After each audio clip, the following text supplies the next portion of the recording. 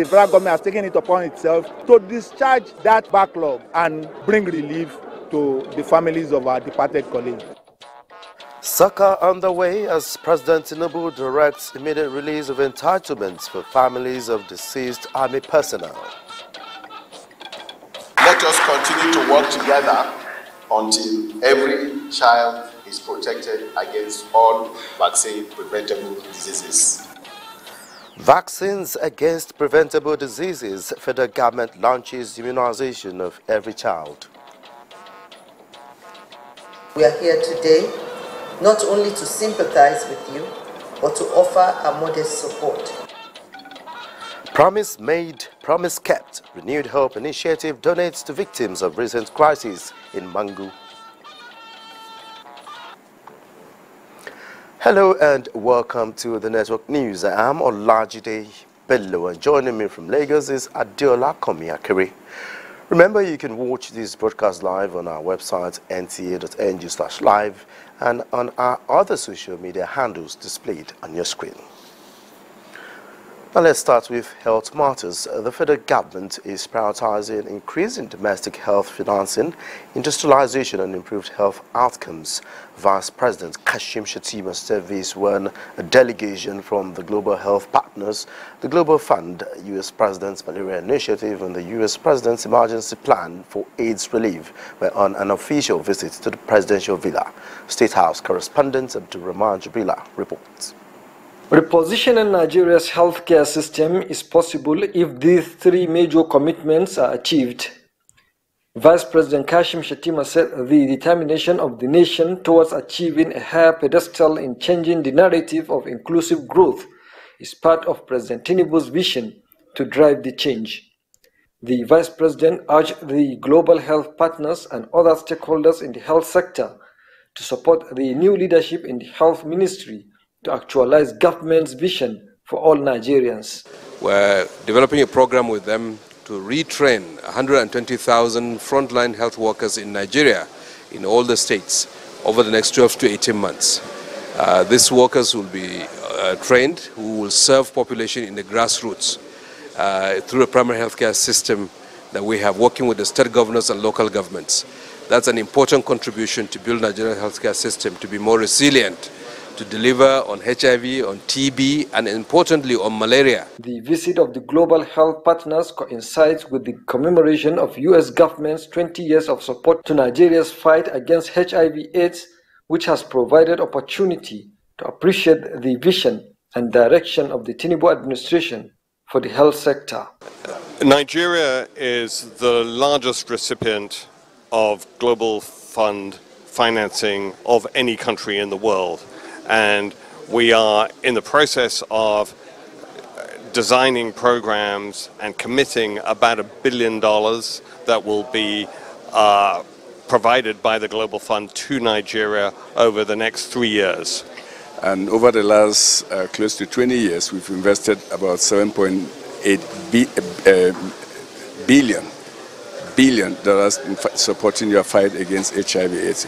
We want to assure the government of Nigeria that we will continue to work with them under their leadership as they chart a new direction for the health outcomes in the country. What we want to try to do is twofold. Number one, we want to protect people from ever getting malaria, right, by protecting them from being bitten. But number two, if they do get malaria, we want to be able to have rapid diagnosis, so quick diagnosis with a rapid test, and then treat them as quickly as possible to try to prevent the complications of malaria, which can result in death for the two most at-risk groups, which are children under 5 and pregnant women. All the partners pledged their support and commitment to work with the Tinubu administration to deliver on its mandate and vision for the health sector. From the State House, Abdulrahman Jibrila, NTA News. Nigeria's zero-dose learning hub, an effort to ensure every eligible child anywhere in the country gets the needed vaccine against preventable diseases, has been launched by the federal government. Oluseyi Adiagbo reports that the hub is to offer an extensive platform for all individuals engaged in the administration of immunization services across all levels of government. Zero-dose prevalence refers to children who failed to receive any routine vaccination. UNICEF data on Nigeria shows that the West African nation is home to more than 2 million zero-dose children, and in Gavi's reports, the data is currently the largest number in the world. The Nigeria Zero-Dose Learning Hub. At this meeting in Abuja, the focus on zero-dose children is being re-engineered with a set target of closing immunization gaps. The work that you will do here will generate evidence to guide reduction in the number of zero-dose cases. Our goal is to reach 700,000 of them in the next 2 years. The launch of the Zero-Dose Learning Hub is championed by the National Primary Healthcare Development Agency and development partners, as Gavi, the Vaccine Alliance, is set for a 4-year period of funding for the project. Let us continue to work together until every child is protected against all vaccine-preventable diseases. This Zero-Dose Learning Hub is hereby inaugurated. It will improve immunization coverage and equity in Nigeria. Nigeria Zero-Dose Learning Hub serves as a vital platform for convening partners on a regular basis to build evidence-based effective strategies to reach and safeguard underserved children from vaccines-preventable diseases. In Abuja, Olusheye Adiagbo, NTA News. Meanwhile, as part of recovery drive, Borno State Governor Babagana Umar Zulum has, in his first 100 days, continued to implement policies and programs geared towards providing affordable and accessible healthcare services. Mohammed Goni examines strides made by the Zulum administration in 100 days to actualize his vision and mission in the health sector. Affordable, accessible and quality healthcare delivery service is part of the 10-fact transformation agenda of Zulum administration, which also informed the continued attention of government to the sector. Governor Babagana Umar Zulum hit the ground running in the first 100 days by paying unscheduled visits to hospitals and other health facilities to assess conditions for possible intervention. The state government also employed more doctors and other personnel, bringing the total number of personnel employed in the period under review to 52. Governor Zulum administration undertook construction of 30-bed capacity primary healthcare centers with staff quarters at Limankara, Shuwari, Kaleri, and Zermari, as well as procurement and distribution of 800 million naira worth of drugs and other consumables. Citing this facility here, as I can say, and with the NTA staff, the NTA communities, the traditional leaders, the stakeholders, to say few, and even the IDPs that are staying around Bayan Tasago, which is Metosai camp, Fulani camp, to say few, they say thank you to Professor Babagana Umar Zulum. Governor Babagana Umar Zulum administration envisages to build primary health care center in each of the 312 wards in Borno State, in line with his 10-fact transformation agenda. The establishment of the transit and medical consumables law will go a long way with reducing fraud in the system. Very soon, we shall identify one competent, qualified, and most importantly, hardworking and committed. Select forward somebody to get this agency. Already, State University Teaching Hospital is being constructed to attend to the healthcare needs of the growing population in Borno State. In Maiduguri, Mohammed Goni, NTA News. And away from health, the Renewed Hope Initiative has given a new lease of life to homeless victims of communal clashes in Mangu and 5 other local government areas in Plateau State. A total of 500 affected residents were presented with a check of 1 million naira each. State House correspondent Adeni Itaro reports that the national chairman of the initiative and Nigeria's First Lady Oluremi Tinubu was in Jos to make the donations. Our arrival at the Yakubu Gowon Airport, Jos, was met with fanfare, setting the mood for our philanthropic mission to Plateau State. In recent time, the state had grabbed national attention as a staging area for a series of communal clashes, which rendered many residents in Mangu, Bassa, Riyom, Bokos, Barikin Ladi, and Jos South local government areas homeless. For those who lost their lives, a 1-minute silence was observed as a mark of respect. But for those alive without proper roofs on their head, the First Lady says it is time to push for their resettlement. We are here today not only to sympathize with you, but to offer a modest support. That promise of modest support took the form of 1 million naira donation to 500 victims as bank checks made out in their names were presented to the state governor, Caleb Mutfwang. I want you to know that you are not alone in the journey to recovery. We stand with you in solidarity and prayers as you return to your homes and communities to rebuild. The current administration, she says, is committed to pursuing dialogue and reconciliation that will foster lasting peace across the country. In these trying times, let us remember that our diversity is our strength, and together we can overcome the challenges that threaten our unity. On behalf of the beneficiaries, the state governor applauded the gesture and expressed gratitude to the First Lady for allowing her heart to go out in care and concern for those in need.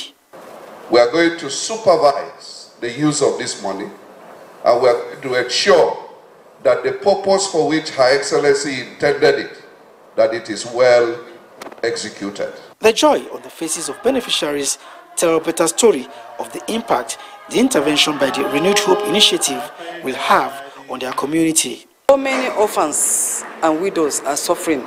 They don't have houses to stay. It's going to help seriously because some of them are in the classes, primary schools. Some of them don't even have food to eat. So we try to see how we can provide shelter, at least immediate shelter for them. The donation of 500 million naira to 500 beneficiaries in 6 local government areas of Jos is in line with the social investment program, one of the key focal intervention areas of the Renewed Hope Initiative. It is tied to the belief that when a tragedy occurs, it is not just enough, to sympathize and condole with the affected, but to do more, take concrete actions that will enhance their recovery. From Jos in Plateau State, Adeniyi Taiwo, NTA News. The Northeast Development Commission, NADC, has pledged to sustain partnership with United Nations Committee in Solutions for Internal Displacement as part of efforts for the resettlement drive of the government.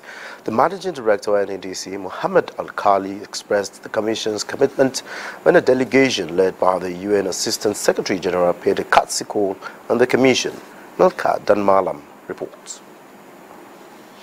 Since inception, NADC has continued to execute developmental projects in the northeastern part of the country to mitigate the effect of Boko Haram insurgency. The visit by the United Nations Committee on Solutions for Internal Displacement was to discuss critical issues pertaining resettlement of IDPs and identify sustainable approach to addressing it. Managing Director NADC Mohammed Al-Khali said the Commission is committed to partner with the UN Committee on Solutions for Internal Displacement to provide durable solutions to resettlement of IDPs in the region, adding that with support from the UN, the Commission had already drafted a 10-year master plan with regards to the project.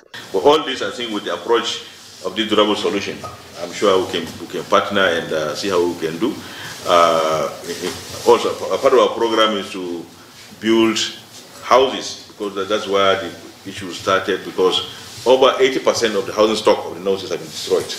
The UN Assistant Secretary General Robert Piper applauded the achievements as he came to share experience on how the Commission carried out its intervention programs and to synergize for a sustainable approach to resettling IDPs in the region. We came to Borno to see, firstly, how we can learn from what has been done so far, and secondly, how we can support the state government in their very strong commitment. Meanwhile, Borno State government has continued to resettle IDPs and refugees, a development that calls for collaboration to resettle all the displaced. In Maiduguri, Milka Amalam, NTA News.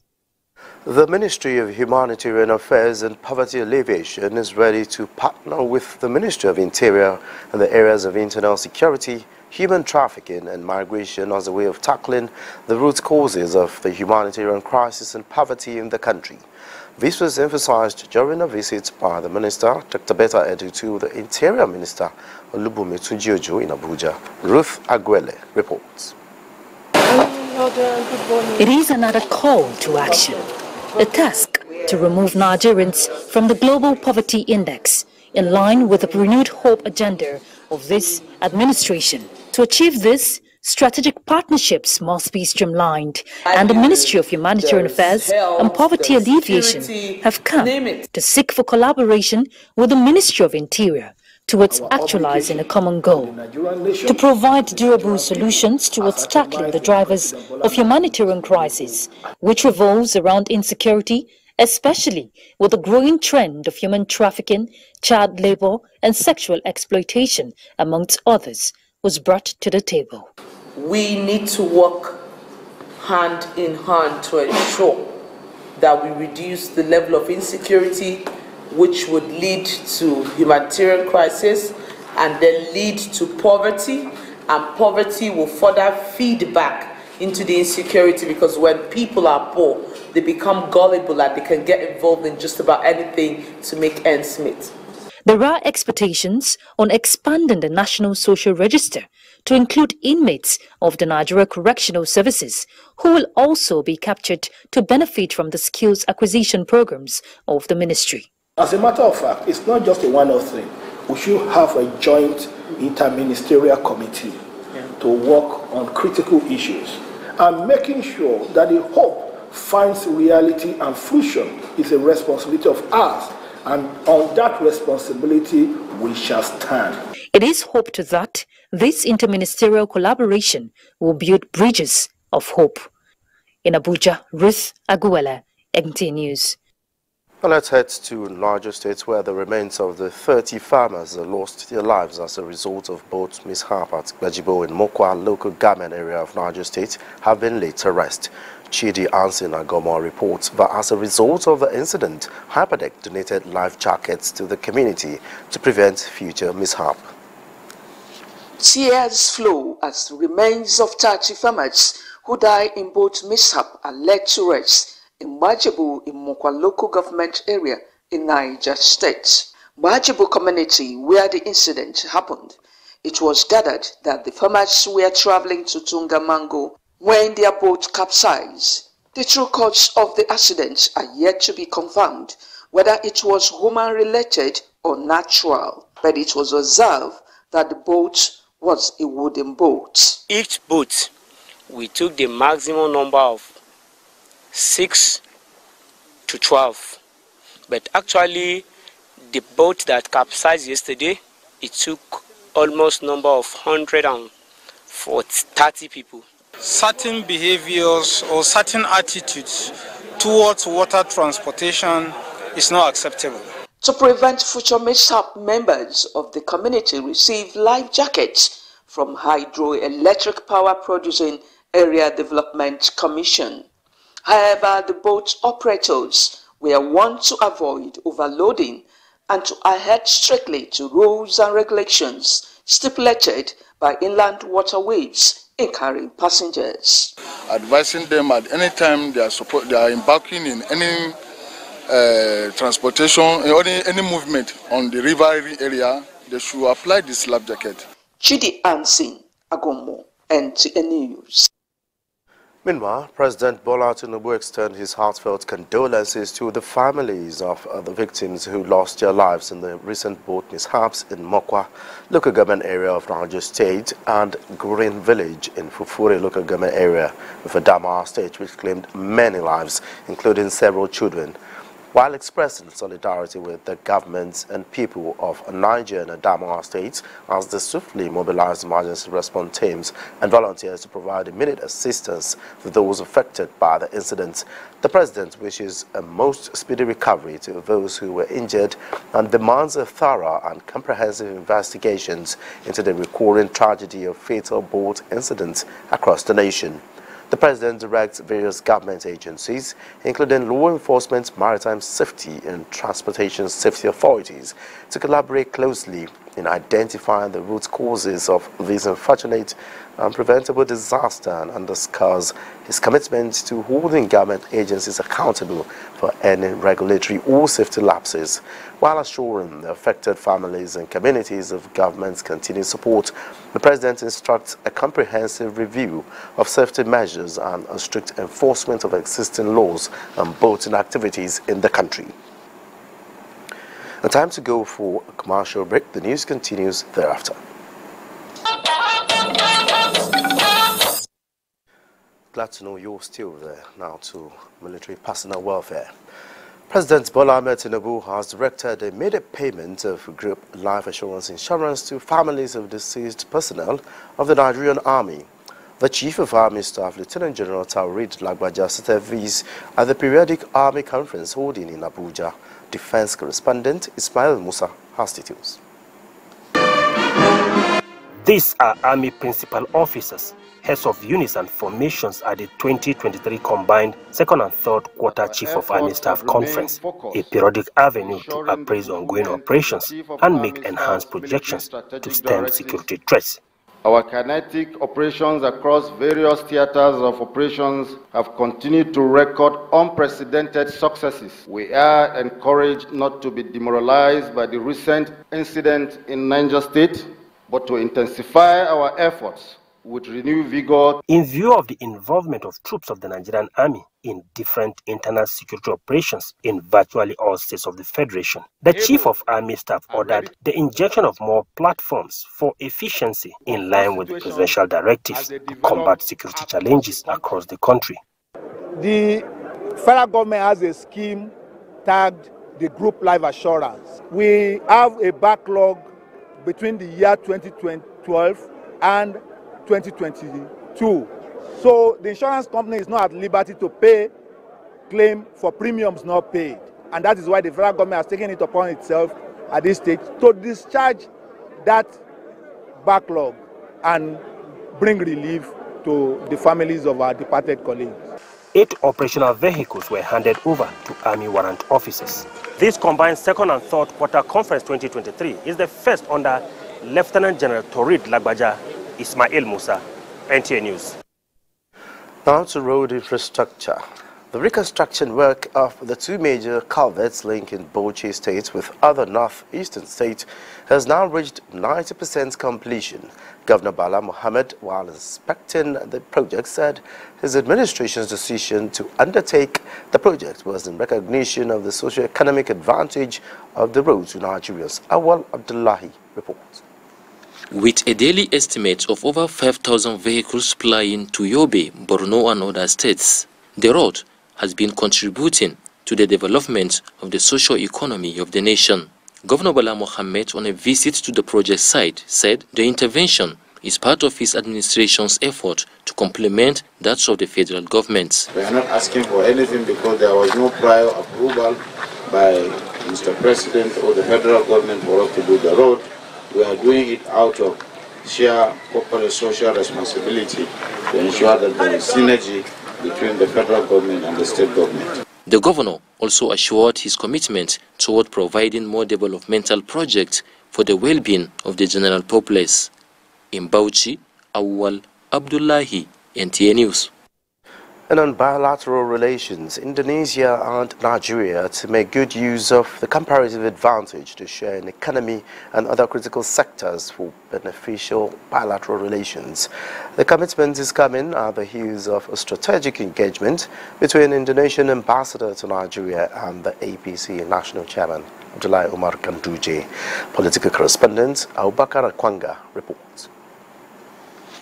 Indonesia and Nigeria are 2 sovereign nations that share similar population size, and the task of managing the common denominator rests on gainful collaboration and the deepening of diplomatic ties.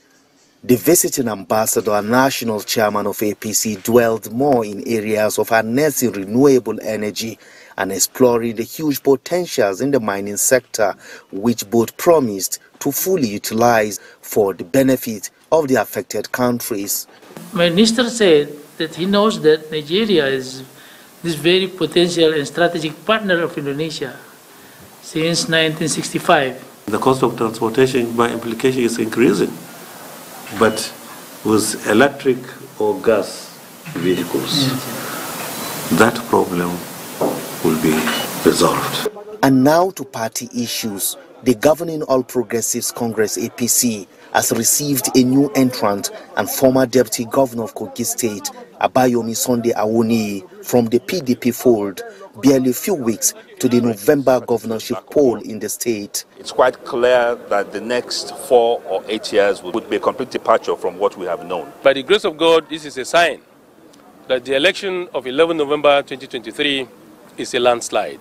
He has come at the right time because now we are gearing up for an off-season election in Kogi State. The national chairman also received different groups who were at the national secretariat to throw their weight behind the national leadership of the party and pledged their unalloyed support and loyalty to a purposeful governance under the Tinubu's presidency. The national chairman appreciates the groups and urged them to ensure transparency, accountability and integrity in the administration of party affairs for the greater prosperity of the governing party and the nation, which relies on the party's strength to succeed. In Abuja, Abubakar Akwanga, NTA News. Now to the exit of a doyen of accounting. President Bola Ahmed Tinubu shares in the pain of a loss with family, friends and associates of the doyen of accounting in Nigeria and Sub-Saharan Africa, Chief Akintola Williams, who passed away on Monday at the age of 104. President Tinubu sympathizes with the government and people of Lagos and Ogun states, the Institute of Chartered Accountants, the Nigerian Stock Exchange and other financial institutions that were founded by the centenarian who had-lived an admirable life of charity with an impactful influence on future generations.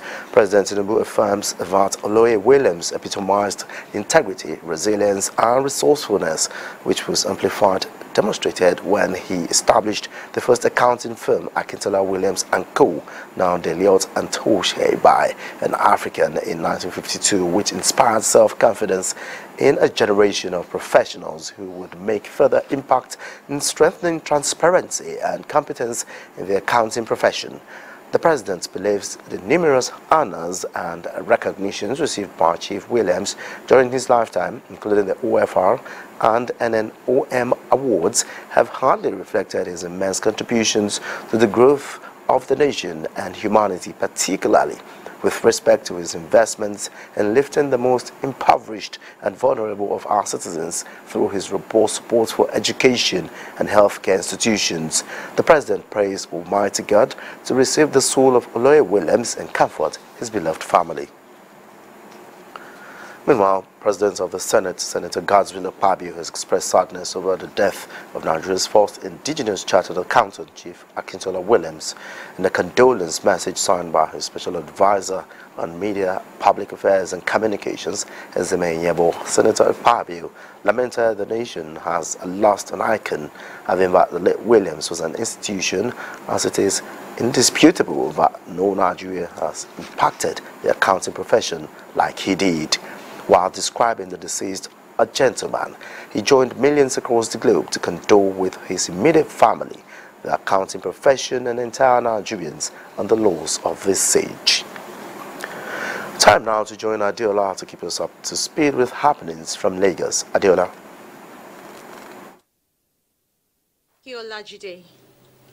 Nigeria is leading a contingent of countries signatory to the Multinational Maritime Coordination Center in Benin Republic with the aim of strengthening efforts at ending crimes at sea.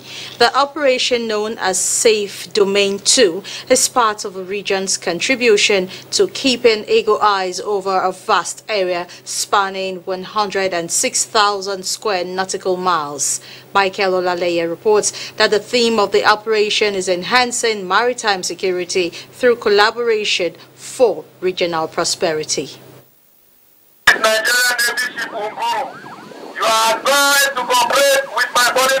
The calmness on the once troubled water in the Gulf of Guinea is a clear scenario depicting the power of collaboration. And to countries signatory to the Multinational Maritime Coordination Center Zone E, mastery of formulas that work is simplifying the tasks. Continuing the battle against economic sabotage while exhibiting the tactical prowess of the four navies of Benin, Niger, Nigeria and Togo to lord over the sea for legitimate trade to thrive, informed the flagging off of Operation Safe Domain 2. Pertinently, Operation Safe Domain 2 would focus on routine activities within the framework of policing duties at sea so as to deny pirates and other maritime criminals freedom of action. Apart from establishing platforms for sharing information on vessels of interest sailing through the corridor, the four navies believe the second edition will give room for expanding frontiers. Cette deuxième édition, donc, this second edition will undoubtedly enable us to achieve even better results, building on the lessons learned from the first. Both sea and air tactical supports are provided by the four countries, and Nigeria, leading this crusade with one of its dependable sea-going vessels, NNS Aba, is hopeful that more assets will be deployed to expand the scope of the operations in the future. The waters of the Gulf of Guinea generally and Maritime Zone E specifically should be safer for those doing legitimate business and should be more hostile for those who want to carry out nefarious activities within our waters. The sea exercise, expected to be concluded on Friday, will give holistic insight into present state of crimes at sea with the view of continuing patrol. In Lagos, Michael Olaleye, NTA News.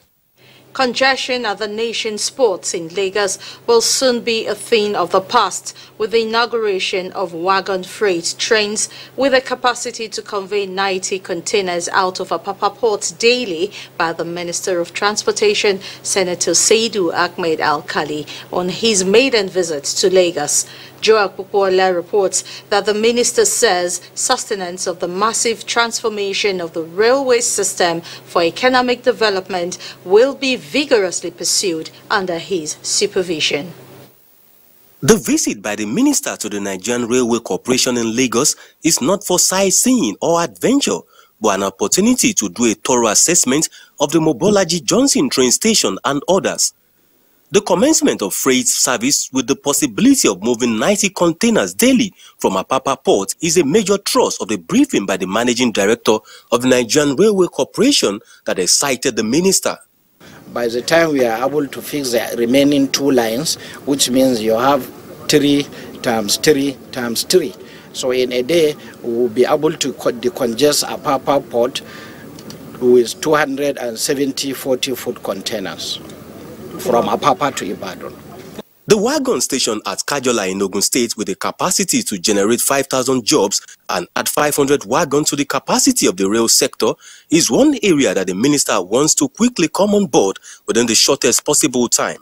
This is a laudable achievement. I want to use this medium to commend the ECC for this corporate social responsibility.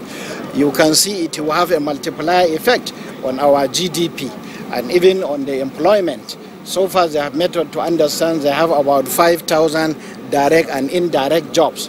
This is a good achievement for our country. For the managing director of Nigerian Railway Corporation, taking the rail sector to positive trajectory will be sustained. The freight movement from APMT terminal on container movement to either Apapa, Papalanto or Abuja. We have facility to move 4, but we hope to start with 3 per day. 90, 40 foot. The engagement with stakeholders in the transport sector within the Lagos trade environment continues. In Lagos, Joel Bukbola, NTA News.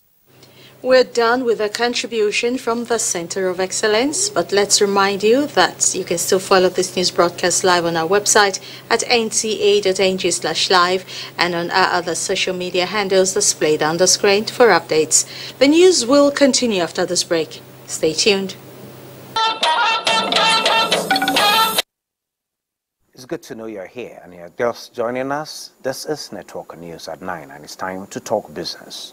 The United Nations Food Security Agency has launched an emergency response plan to provide seeds, livestock treatment kits and provide veterinary and fisheries support to boost crop production in Sudan. The initiative is expected to meet the cereal requirement of up to 19 million people for the upcoming 2023 harvest. The emergency response plan will deploy a combination of unconditional cash assistance and livelihood support, including seeds and tools, along with training to reach the most vulnerable households. FAO says $123 million is required for implementation. And data from the National Bureau of Statistics shows that the insurance sector rebounded in the second quarter of 2023 as the sector grew by 8.29%. The report reviewed on the economic performance showed that the sector contracted by 7.25% in the first quarter of the year, while the financial sector accounts for 90.78% share. The insurance sector contributed 9.22% to the sector's overall performance in real terms during quarter 2 2023, which says the overall growth rate was slightly lower than that of quarter 2 2022 by 1.90%, but it marked a substantial increase of 5.63% compared to preceding quarters. And a look at the energy market. Brent crude futures held above $90 a barrel on Tuesday, while investors awaited macroeconomic data that could indicate whether interest rates will rise further in the U.S. and Europe. Brent crude futures rose 29 cents to $90.92 a barrel, while U.S. West Texas Intermediate crude futures edged 35 cents higher to $87.64.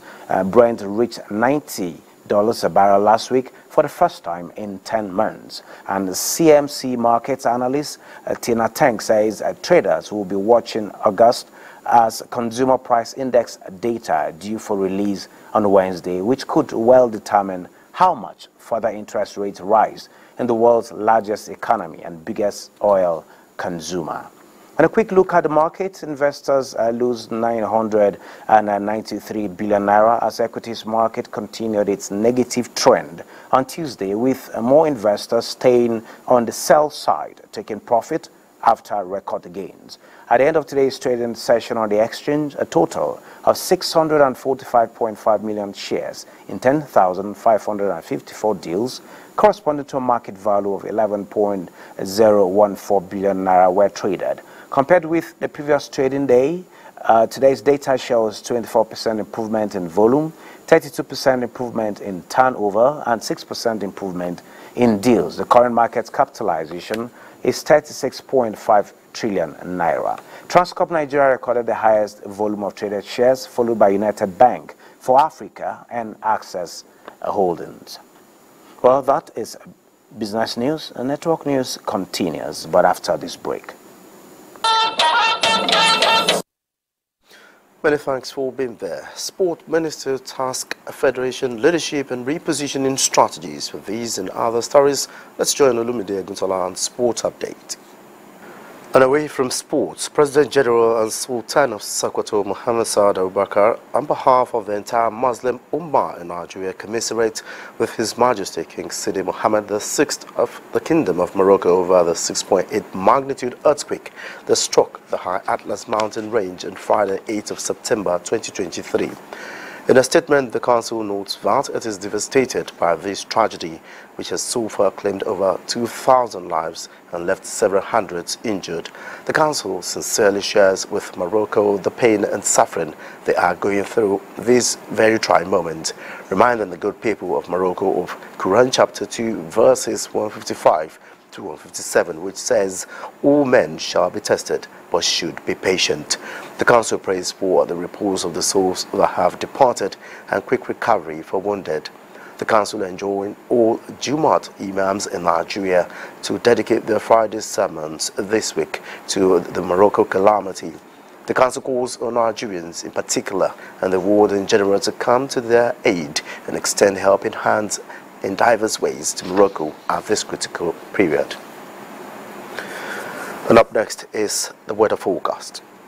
Prospects of morning rains are there to parts of Borno, Gombe, Yobe, Adamawa, Taraba, Benue State, and Kogi in the central region and the southern states. We expect the rains over the southern states to still be there part of the afternoon period.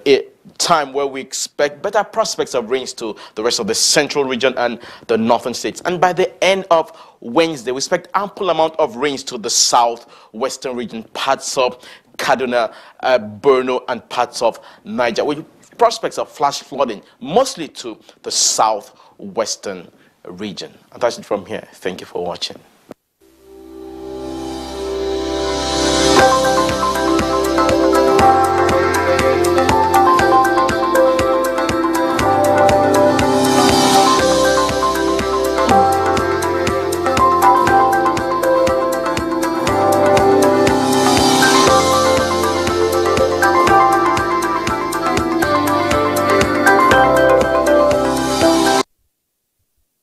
And that's it on the network news. Many thanks for being a part of it. I am Olajide Bello.